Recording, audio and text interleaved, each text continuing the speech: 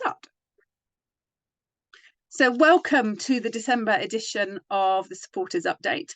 We do the Supporters Update once a quarter just to help people know what's going on across the movement, to hope to give you some ideas about how you can get involved and how you can support the activities of Woodcraft Folk. Tonight's session is a Christmas challenge special, and you couldn't have helped but find out about the Christmas challenges. We've been emailing you about it for the last week, and if I'm honest, a couple of months before that too. To tell you who your guests are tonight, or your hosts, I'm Debs McCann and I'm Woodcraft Folk's CEO, and I'm delighted tonight to be joined by Jo. Jo, would you like to introduce yourself?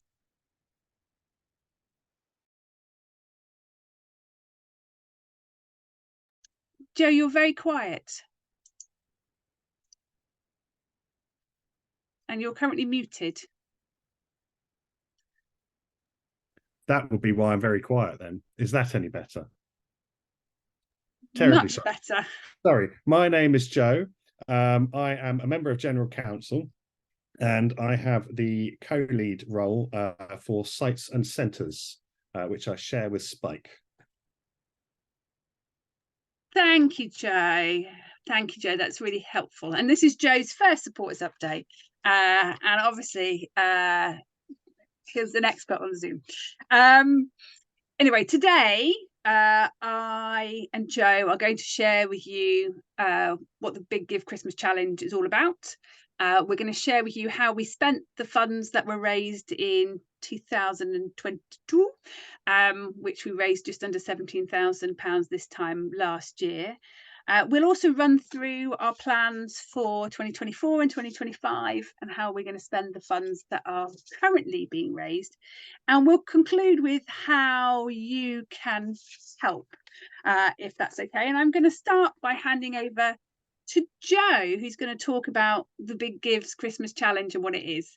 As I said, if you have any questions, just interrupt any time and Jo and I will do our best to answer your questions. Thank you, Debs. So, as Debs said, we are part of the Big Give, and we are hoping to raise £15,000 to support our residential activities. The Big Give are the UK's #1 online match funding platform, and this is our third campaign that we've used the Big Give to help us with. They were established in 2007, and they are, if you like, an umbrella funding provider who help tie up match funders with small charities like ourselves and give us a platform by which to raise money and to promote our cause. The Big Give don't take any money from our donations, although they do ask you if you'd like to make a contribution to them when you're making a donation. But every penny that says it's going to Woodcraft Folk does indeed come to Woodcraft Folk, which is nice. The donations this year will be matched by the Reed Foundation, who have been working with the Big Give for 16 years, helping to raise money primarily for children and young people and people with disabilities. So we are delighted that we have been matched with the Reed Foundation for this particular fundraising campaign. Cool, thank you, Jo. And it's worth saying, Jo did mention that they will ask for a contribution towards their administration fee if you go on and make a donation. You can set that contribution to £0 if you'd rather not, but all of the funds that they collect do support the running of this programme, and they have found the match funder for Woodcraft Folk. I wanted to share a little bit about where the campaign is so far. So it has been running since last Tuesday lunchtime, so nearly 7 days. And we started the campaign with a number of pledges. And this year we got pledges from a number of trade unions. So you can see the Communication Workers Union, the National Education Union, PCS, the Transport Union, as well as Unite for the West Midlands, interestingly enough, as well as 15 generous donors gave us 4,900 to get the campaign started. We are always interested in hearing from trade unions and if they are interested in joining our affiliation scheme.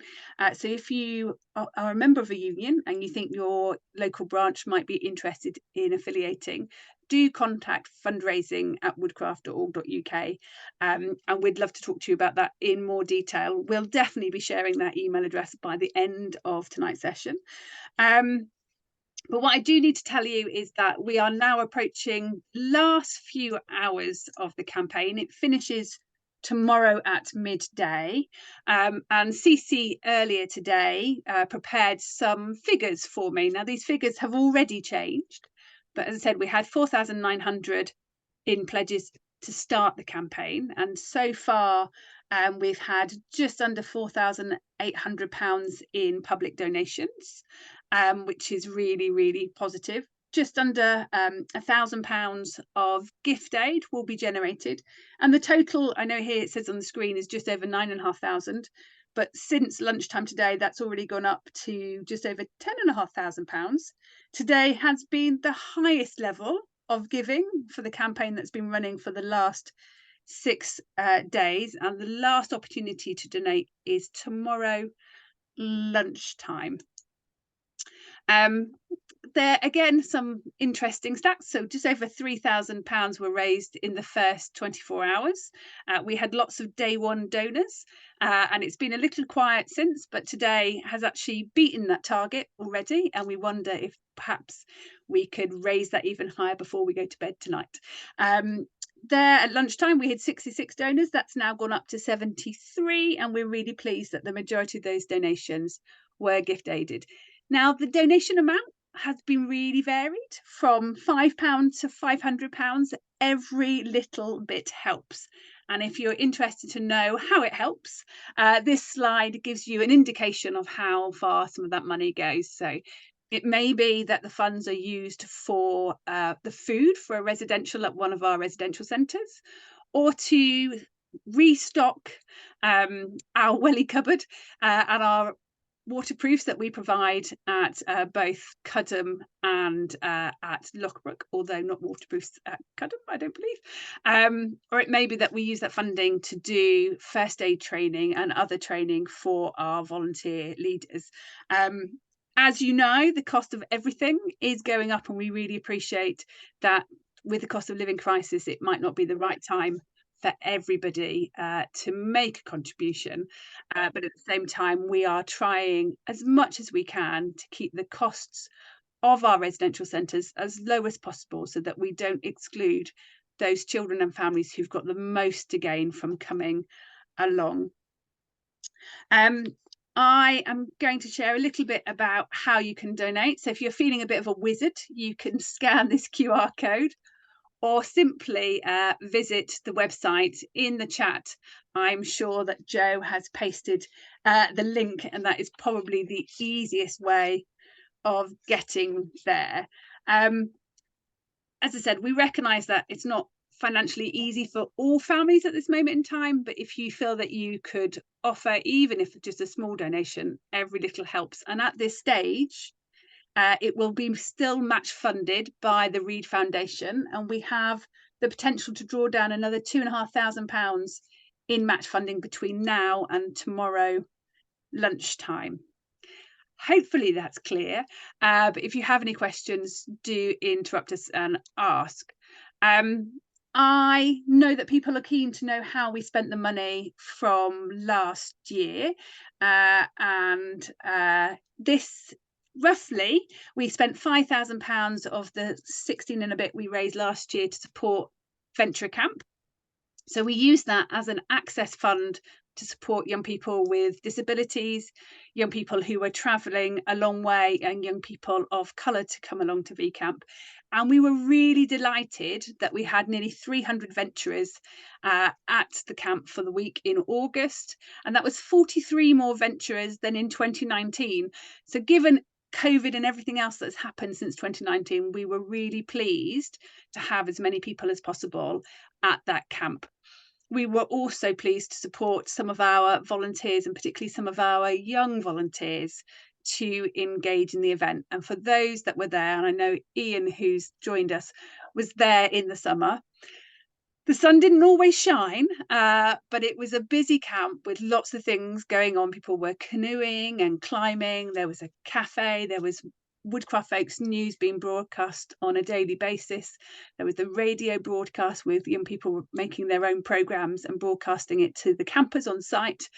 We had an art and craft centre. We had lots of visiting speakers. So Amnesty International were there, the Green Party were there, Extinction Rebellion were there. It was really delightful to have lots of national organisations, but also lots of local organisations. So we had the Friends of the River Wye come to talk to our young people about water pollution and how they can campaign for cleaner rivers across the whole of the country. It was fabulous. And I can say that now because quite a few months have passed and I've caught up on my sleep.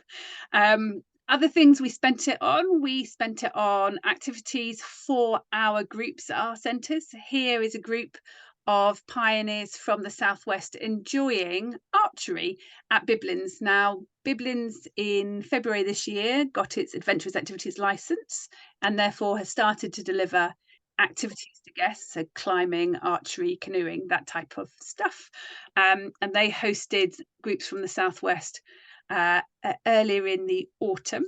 Cudham also recently hosted a weekend special for new and small groups, and I saw earlier that Linda from Southwark was joining us, and therefore her group was one of the groups that participated in that weekend. And Lockabrook hosted an event for RDFs in August, which was all subsidised by the funds we raised in the Christmas Challenge in 2022.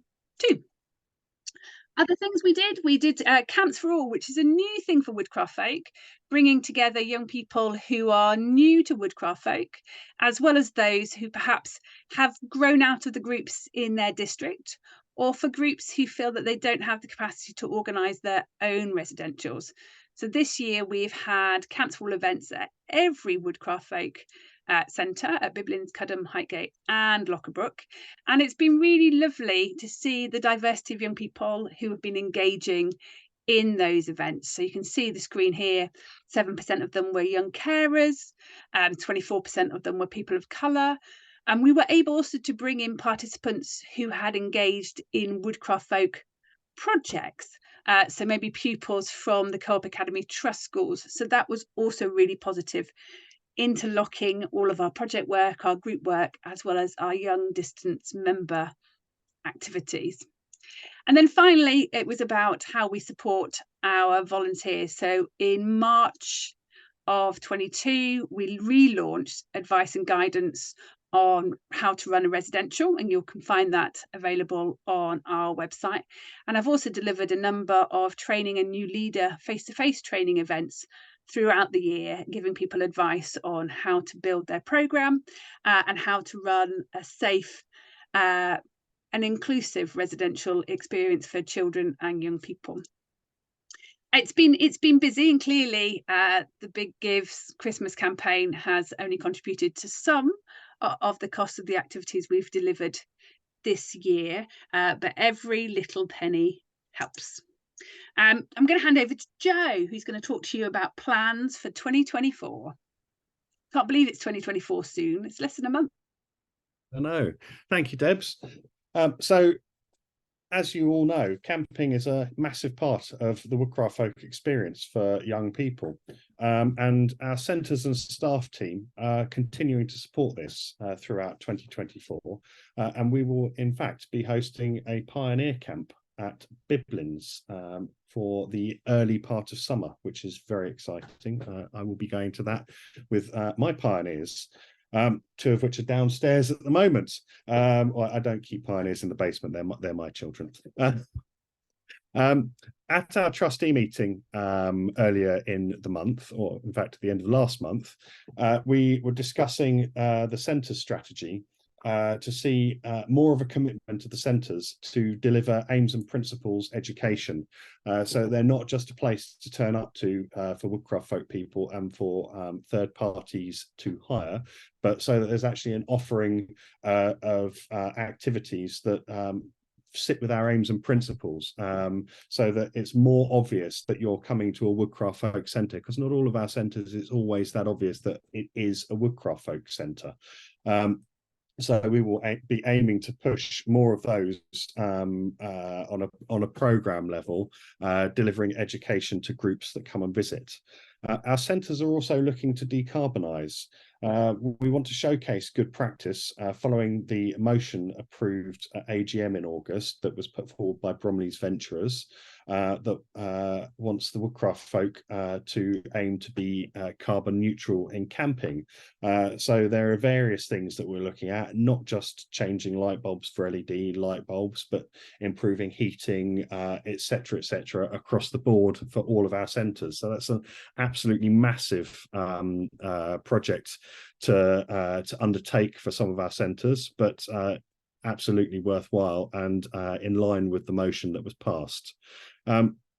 We are also committed to delivering activities for groups and for training for volunteers at our centres.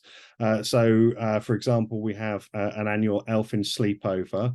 There was a Pioneer weekend quite recently, and obviously we've got the Pioneer camp coming up at Biblins. So each of the centres is going to start delivering activities for age groups across all of the centres, so that each of our age groups have something to look forward to at our centres. Other things we've got planned for 2024 include already 5 planned camps for all, which are camps, as Deb's alluded to, for groups that either don't feel they can run their own camping program because they're just not enough leaders, etc. But also it's open to non-members of the folk or distance members of the folk. So that's a new membership category for young people, for those that aren't anywhere near a group but want to be involved. One of the camps is also in Scotland, which is quite exciting. And the next one that we've got planned is for Biblins at the end of May. Oh, we've got someone else waiting to come in. I shall let them in as well. Throughout 2024, there are plans being developed for Camp 100, which is our centenary camp, which is happening in 2025. That's going to be held at the same site as Common Ground, which is Kelmarsh Hall. We're all really looking forward to that. The Camp 100 team are already well underway with planning that and using some of the lessons learned for Common Ground. So what we did well and what we could do better, that's all being taken on board, and bookings for that will open at the end of 2024. I'm personally very excited about Camp 100. So I will hand back over to Debs, who is going to tell us a little bit more about how you can support us. Thank you, Joe. I was just reminded as you were talking about lessons learned from Common Ground about the fabulous bushcraft activities for Common Ground, which I hope we'll see a return of at Camp 100. So we've reached that part of the session about how we can motivate you to support Woodcraft Folk. So my first ask is for everybody to share the campaign on social media, and you'll see in the chat the link to the campaign page. Please shout about it, invite your friends and family to support. Other ways to support the camping adventures of Woodcraft Folk is perhaps come and volunteer for one of the Camps for All events. As Joe said, the next one is at Biblins in May, but there are a whole schedule throughout the summer and early autumn at Biblins, Cudham, Highgate, Lockabrook, and one in Scotland for the first time. And if you're interested in that, please reach out to Lauren at woodcraft.org.uk. She would welcome your support. And it is really inspiring to see Woodcraft Folk members and those new to the folk learning how to have a cooperative weekend away. I volunteered at one in May in Highgate earlier this year, and it was lovely. Other ways you can help is get your hands really dirty and come and volunteer for one of our working parties. Both Biblins and Cudham have regular sessions that you can sign up for, but all of our centres also have occasional working weekends where there are jobs ranging from doing gardening, painting, cleaning, something for everybody. And if you don't fancy getting your hands too dirty, creating food for those volunteers who are getting their hands dirty is also an essential task. The more the merrier. We recently had 41 volunteers at the working week end in Lockabrook last month, including 21 people who helped to do some dry stone walling. So they all learned a skill at the same time. I have to say it was a little wet, but the task got done and the wall has now been built. Other ways to help: become a warden at our centres, Biblins, Cudham and Lockabrook. All welcome centre wardens to support our guests when they are visiting.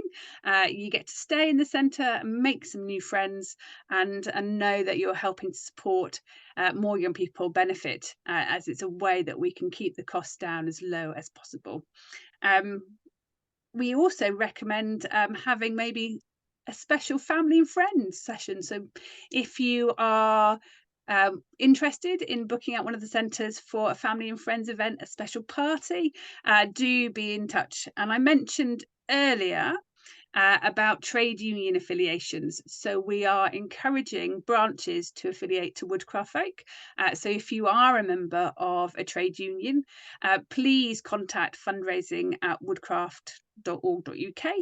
And we'll be able to talk to you about standard motions and how we can support your branch to affiliate.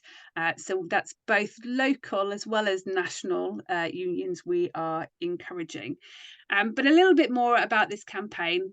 I know that not everybody will feel that they're in a position to contribute. And at lunchtime today, CC updated this slide saying that we'd raised just over 8,500. I'm pleased to say that that's gone 2,000 more since then, but there are still opportunities to donate between now and tomorrow lunchtime, and every penny that is donated is matched by the Reed Foundation from this point onwards, and we would really encourage you to make a contribution. We've reached the end of our session of the information that we wanted to present to you, and as our guests, Jo and I welcome any questions that you might have. A recording of today's session will be available for people to watch again tomorrow morning. If you do feel able to financially support the campaign, please visit the campaign page using either the QR code or the web address which was in the chat. But really, now's an opportunity for you to ask us questions about Woodcraft Folk, or about the Big Give campaign, or about our plans that Jo has outlined for 2024-2025. Is there anybody who would like to ask any questions at this stage? I see Linda's hand raised. Yes. Linda, hey. Not really a question, it's really two points. One is about the waterproofs. We've got about 100 of them, but they were given to us by Winchester College some time ago, and I'm sure we could do at Park Farm. So I'm sure we could donate those to that's wonderful. You know, at this time of year, it feels there are more wet weekends than dry weekends, and actually having the right equipment really helps somebody have a really positive experience. Linda, shall I message you after the event about that? And so how we go about getting them. And I suppose the other thing to say is, obviously Park Farm isn't technically one of the centres now, but we see it very much as a Woodcraft Folk facility, and it's advertised, as you know, on your site. And so we would welcome, if you want to use the site at any time for any of your, you know, obviously within the remit of what time we've got, but either for some training or for, you know, we've got the bushcraft area down there as well. And just for one of your Counts for All. I don't see why you couldn't have the weekend Or do you do them all only at weekends, or do you do them in the summer? They vary between weekends and school holidays. So Yeah. I mean, we've done midweek, half-term sessions around sort of May, October, trying to juggle that, because obviously everywhere in the country is just slightly different. But yes, thank you, Linda. We'll be in touch about The Council summer is obviously a good time for us at Park Farm, because we're not everybody offers that summertime. No, it always surprised me how many youth services and children's services stop at the summer holiday times, when actually perhaps need might be greatest. Thank you, Linda. Thank you, Linda. Yeah. I will be in touch about available dates for a bushcraft camp as well. Yeah, I've got you on my list. Any other questions? If people are feeling shy, I'll stop the recording. I know I have got my hand up. I can't see everybody. BC. Can you see my hand up? I can now. Yes, now you've started talking. Sorry. Okay. Hi. Okay, I'm a supporter of Highgate and Holloway. Hi. Just to say that I am a member of the Co-op Party, and I did get my son, admittedly, from the local group who runs the group around here, to come along and talk about woodcraft, and they did agree to make a donation. So I think it's really great to get the trade unions along, but also I do think it's actually worth considering the co-op parties as well, because there is a historical link, and the individuals are interested. Why is there not a picture of me? It looks very odd. I was trying to work that out too. Gosh, that is we can hear you perfectly, but you are. A picture. We can see an image, but it's I'm not quite sure what focus is. Oh, well, no matter. Thank you. That would be lovely. Can I ask you to drop me a message directly at debs@woodcraft.org.uk? Okay. I'll pop that in the chat. I am going to stop recording in case that makes other people feel able to ask some questions. Now I've stopped sharing, I can also see your